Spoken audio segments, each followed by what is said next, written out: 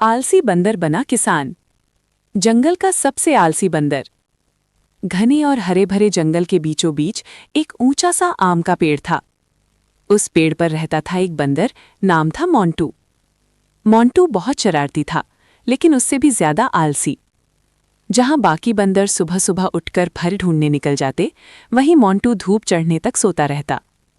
उसका पसंदीदा काम क्या था? पेड़ की डाली पर उल्टा लटकना, हवा में झूलना और दूसरों के हाथ से फल छीन लेना। मोंटू की रोज की आदत। सुबह, अरे कोई केला दे दो ना, मुझे नीचे उतरने में आलस आ रहा है, वो चिल्लाता रहता।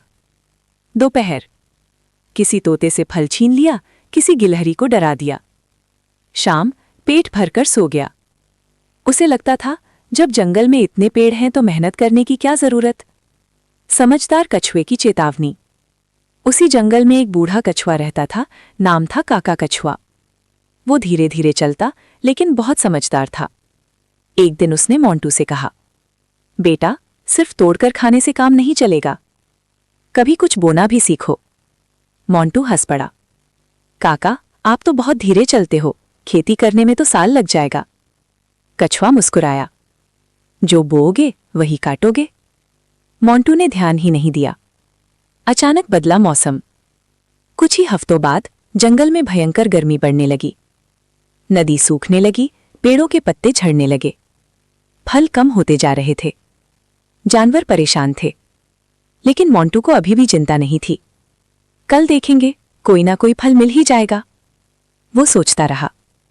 पहला झटका। एक दिन वो उठा तो देखा उसके पेड़ पर एक भी आम नहीं बचा।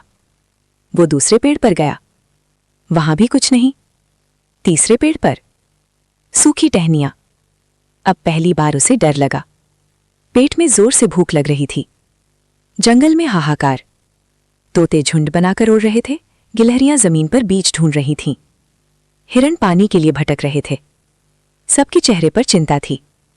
मोंटू ने पहली बार महसूस किया, शायद काका कछुआ सही कह रहे थे, लेकिन अब बहुत देर हो चुकी थी। फिर मिला काका कछुआ। मोंटू भूखा प्यासा कछुए के पास पहुंचा। काका, मुझे बहुत भूख लगी है। कछुए ने अपनी छोटी सी टोकरी खोली। उसमें कुछ सूखे अनाज और बीज थे। मोंटू की आंखें चमक उठी। ये सब कहां से मिले? कछुआ बोला, मैं सालों से थोड़ा थोड़ा बोता हूं और थोड़ा थोड़ा बचाता हूं। पहली सीख। कछुए ने मोंटू को एक मुट्ठी बीज दिए। अगर सच में खाना चाहते हो तो इन्हें जमीन में बो दो। मोंटू हैरान था। इतना इंतजार, मैं अभी भूखा हूं। कछुआ बोला, आज की भूख मिटानी है तो मेहनत शुरू करनी होगी। उम्मीद की पहली बूंद। आसमान में काले बादल छाने लगे। दूर कहीं बिजली चमकी। मोंटू ने पहली बार खुद से कहा, शायद मुझे कोशिश करनी चाहिए। वो जमीन की तरफ उतरा, अपने छोटे छोटे हाथों से मिट्टी खोदने लगा। पहली बार उसके हाथ गंदे हुए। पहली बार उसे पसीना आया। और पहली बार उसे लगा कि वो कुछ नया कर रहा है। बीज बोने का पल। मोंटू ने सावधानी से बीज मिट्टी में डाले। ऊपर से मिट्टी ढकी। फिर आसमान की ओर देखा। हे बादलों, अब बारिश कर दो। कुछ ही देर में बूंदें गिरने लगी। मोंटू भीगता रहा, लेकिन इस बार वो छुपने नहीं गया। वो मुस्कुरा रहा था। नई उम्मीद के साथ रात को वो अपने पेड़ पर चढ़ा, लेकिन आज वो अलग महसूस कर रहा था। उसे लगा, शायद मैं भी कुछ उगा सकता हूं। भूख अभी भी थी, लेकिन दिल में उम्मीद भी थी। यहां से कहानी और गहरी होगी। आने वाले भागों में अंकुर फूटेंगे, लोमड़ी उसका मजाक उड़ाएगी, मोंटू हार मानने वाला होगा। फिर आएगी असली परीक्षा, और अंत में पूरा जंगल उसकी मेहनत की मिसाल देगा। अंकुर की उम्मीद और मजाक की आंधी। सुबह की हल्की ठंडी हवा चल रही थी। बारिश रात भर होती रही थी। मोंटू की आंखें अचानक खुल गईं। आज वो देर तक नहीं सोया। आज उसके दिल में एक अलग सी घबराहट थी। क्या बीज सच में उगेंगे? वो फटाफट पेड़ से नीचे उतरा। दौड़ते हुए उस जगह पहुंचा जहां उसने बीज बोए थे। पहली खुशी। मिट्टी अभी भी गीली थी। मोंटू घुटनों के बल बैठ गया। उसने ध्यान से देखा और फिर उसकी आंखें चमक उठीं। मिट्टी के अंदर से एक छोटी सी हरी नोक बाहर झांक रही थी।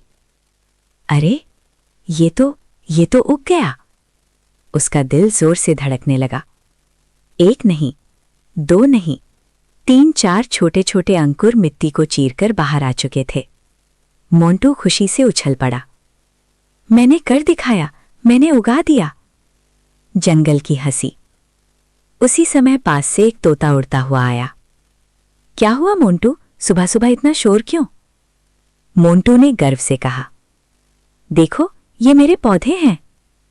तोता नीचे उतरा, देखा और हंस पड़ा। इतनी सी घास के लिए इतना खुश? अरे, ये तो 2 दिन में सूख जाएगी। कुछ दूर खड़ी गिलहरियां भी खिलखिला उठीं। मोंटू किसान बनेगा? अरे, ये तो आधा दिन भी काम नहीं कर सकता। उनकी हंसी मोंटू के कानों में गूंजने लगी। उसका चेहरा उतर गया। मन में उठी शंका। मोंटू ने अंकुरों को फिर से देखा। शायद ये सही कह रहे हैं। मैं तो हमेशा आलसी रहा हूं। क्या मैं सच में किसान बन सकता हूं? उसका मन डगमगाने लगा। तभी पीछे से धीमी आवाज आई।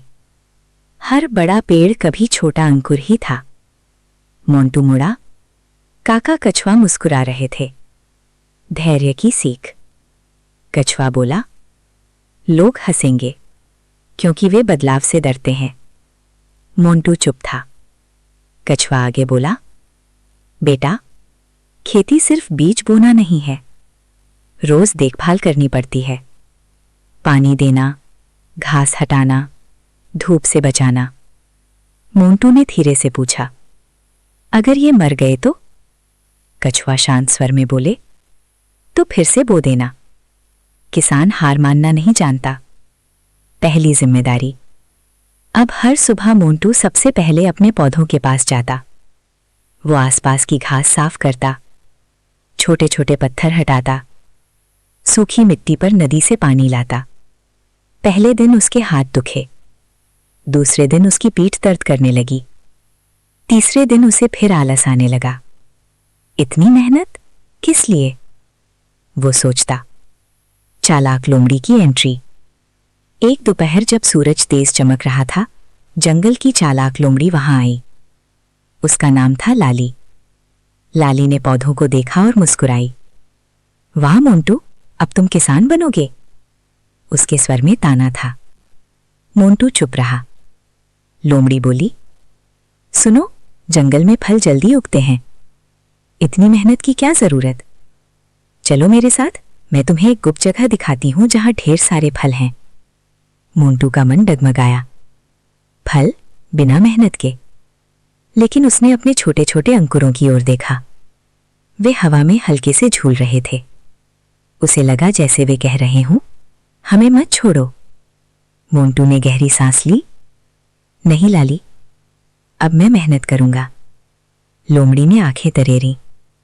देख लेना, 2 दिन में थक जाओगे। और वो चली गई। परीक्षा की बारिश। कुछ दिन बाद अचानक मौसम बदला। तेज हवा चलने लगी, काले बादल छा गए। फिर आई तूफानी बारिश। बिजली कड़कने लगी। पानी इतनी तेजी से गिरा कि छोटे पौधे झुक गए। मोंटू घबरा गया। मेरे पौधे? वो दौड़कर आया। मिट्टी बह रही थी। कुछ पौधे झुक गए थे, जमीन से चिपक गए थे। मोंटू का दिल टूटने लगा। सब खत्म हो जाएगा। पहली असली मेहनत। लेकिन इस बार वो भागा नहीं। वो कीचड़ में बैठ गया। अपने हाथों से मिट्टी वापस जमा करने लगा। छोटे छोटे पत्थर रखकर उसने पौधों को सहारा दिया। बारिश में भीगता रहा, कीचड़ से लथपथ, लेकिन रुका नहीं। कछुआ दूर से देख रहा था। उसकी आंखों में गर्व था।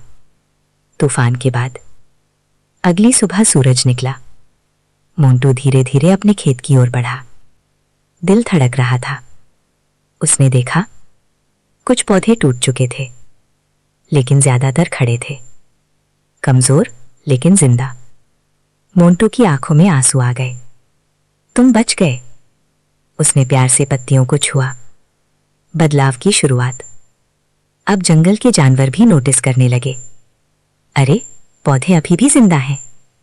तोता बोला, लगता है मोंटू सच में मेहनत कर रहा है। गिलहरियां पास आकर देखने लगीं। मोंटू ने पहली बार खुद पर गर्व महसूस किया। वो अब सिर्फ आलसी बंदर नहीं था, वो जिम्मेदार बन रहा था।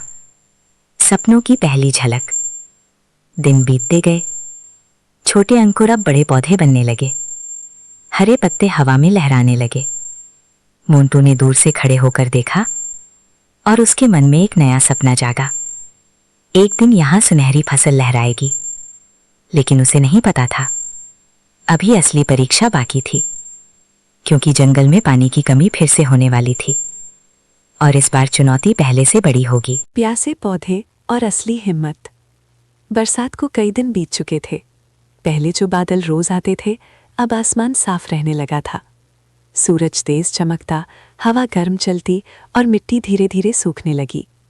मोंटू रोज की तरह सुबह अपने पौधों के पास पहुंचा। उसने देखा कुछ पत्तियां हल्की झुकी हुई थीं, मिट्टी में दरारें पड़ने लगी थीं। उसका दिल घबरा गया। तुम्हें प्यास लगी है ना? उसने धीरे से पत्तियों को छुआ। उसे समझ आ गया, अब असली परीक्षा शुरू हो चुकी थी। पानी की तलाश। नदी जो पहले आधी सूख चुकी थी, अब पतली सी धारा बनकर रह गई थी। जंगल के जानवर उसी थोड़े से पानी के लिए लाइन लगाते। हिरण, जंगली सुअर, भालू, सबको अपनी अपनी प्यास बुझानी थी। मोंटू भी वहां पहुंचा। उसने पानी को देखा और फिर अपने पौधों को याद किया। अगर मैं पानी लेकर जाऊं तो मेरे पौधे बच जाएंगे, लेकिन बाकी जानवर? वो उलझन में था। तभी काका कछुआ धीरे धीरे वहां आए। उन्होंने कहा, किसान सिर्फ अपने बारे में नहीं सोचता, उसे समाधान ढूंढना पड़ता है। लेकिन पानी तो कम है, मोंटू बोला। कछुआ मुस्कुराए, तो ज्यादा लाने का तरीका सोचो। नया विचार। मोंटू पेड़ पर चढ़ा और ऊपर से पूरे जंगल को देखने लगा। दूर उसे एक पुराना सूखा तालाब दिखाई दिया। उसमें बारिश का थोड़ा पानी जमा था, लेकिन वहां तक कोई जाता नहीं था, क्योंकि रास्ता कांटों से भरा था। मोंटू के मन में विचार आया, अगर मैं रास्ता साफ कर दूं तो सब मिलकर वहां से पानी ला सकते हैं। वो तुरंत नीचे उतरा। मेहनत का नया दौर। मोंटू ने कांटेदार झाड़ियों को हटाना शुरू किया। पहले दिन उसके हाथ कट गए, दूसरे दिन शरीर थक गया। कई जानवर दूर से उसे देखते और हंसते। फिर शुरू हो गया किसान का नाटक। लोमड़ी लाली बोली। मोंटू ने इस बार जवाब नहीं दिया। वो चुपचाप काम करता रहा। तीसरे दिन हिरण पास आया। क्या सच में वहां पानी है? हाँ, लेकिन रास्ता साफ करना होगा, मोंटू ने कहा। धीरे धीरे 2 गिलहरियां भी जुड़ गईं, फिर एक तोता। अब वे सब मिलकर रास्ता साफ करने लगे। उम्मीद की धारा। जब रास्ता खुल गया, सब जानवर उस पुराने तालाब तक पहुंचे। वहां सच में पानी जमा था, भले ही ज्यादा नहीं, लेकिन इतना कि कई दिन चल सके। जानवरों के चेहरों पर राहत दिखी। हिरन बोला, मोंटू, अगर तुम रास्ता साफ नहीं करते तो हमें ये पानी कभी नहीं मिलता। मोंटू मुस्कुराया, लेकिन उसके मन में एक ही चिंता थी, मेरे पौधे। प्यासे पौधों को जीवन। सब जानवरों ने तय किया, हर दिन थोड़ा थोड़ा पानी तालाब से लाकर अपने अपने हिस्से में इस्तेमाल करेंगे। मोंटू ने मिट्टी के छोटे छोटे गड्ढे बनाए ताकि पानी सीधे जड़ों तक पहुंचे। वो सुबह और शाम पानी देता। कुछ दिन बाद सूखी पत्तियां फिर से हरी होने लगी। पौधे सीधा खड़े हो गए। मोंटू ने राहत की सांस ली। लोमड़ी की चाल। लेकिन लोमड़ी लाली को यह सब पसंद नहीं आया। वो चाहती थी कि मोंटू असफल हो जाए।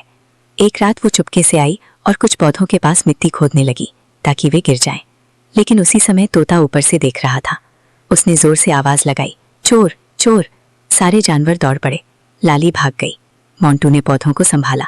अब उसे समझ आ गया, सिर्फ मेहनत नहीं, अपने सपनों की रक्षा भी करनी पड़ती है। बदलाव का असर। दिन बीतते गए। अब पौधे मजबूत हो चुके थे। उनमें छोटी छोटी बालियां निकलने लगीं।